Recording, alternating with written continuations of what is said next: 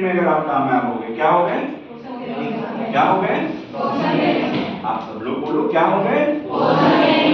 अगर शरीर को पोषण देने में कामयाब हो गए और दूसरा शरीर की सफाई में कामयाब हो गए। अब आप मुझे बताओ, क्या शरीर बीमार पड़ेगा? नहीं। अब जानो बीमारी का तीसरा कारण। ये दो कारण समझ में आ गए। तीसरे रीजन जो आउटसोर्स अंदर आते हैं, बाहर से अंदर जाता है, वो है फंगल इन्फेक्शन, वायरल इन्फेक्शन और बैक्टीरियल इन्फेक्शन।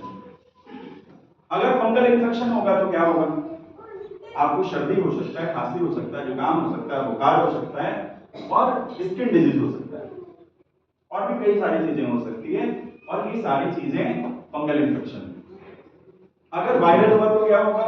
जैसे वायरल फीवर होता है, जैसे कोविड आया, कोविड क्या था? वायरस था। तो इन तरह की इन्फेक्शन कई बार फैल जाती है। H1N1 एक वायरस था, है ना? कई बार आपने सुना होगा कि सरकार अनाउंस कर देता है कि अभी बर्ड फ्लू आया हुआ है ना? कृपया आप वैसी चीजों का सेवन ना करें, खासकर पोल्ट्री चिकन, है ना? उसका सेवन करना बंद कर दें। बहुत सारी पोल्ट्री फार्म की मुर्गियां मरनी शुरू हो जाती हैं, जनरली बहुत सारे जानवर मरने शुरू हो जाते हैं। क्यों? वो एक वायरल इन्फेक्शन है। अब फंगल इन्फेक्शन से आपकी जाने नहीं जाएंगी, थोड़ा कम खतरा है, लेकिन वायरल इन्फेक्शन से बहुत ज्यादा खतरा है, आपकी जाने जा सकती है। और तीसरा जो होता है वो है बैक्टीरियल इन्फेक्शन, जो किन चीजों से होता है? बैक्टीरिया से।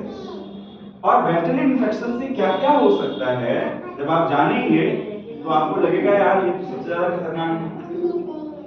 बैक्टीरियल इन्फेक्शन से आपको लीवर सोराइसिस हो सकता है, मतलब लीवर सड़ना शुरू हो जाएगा।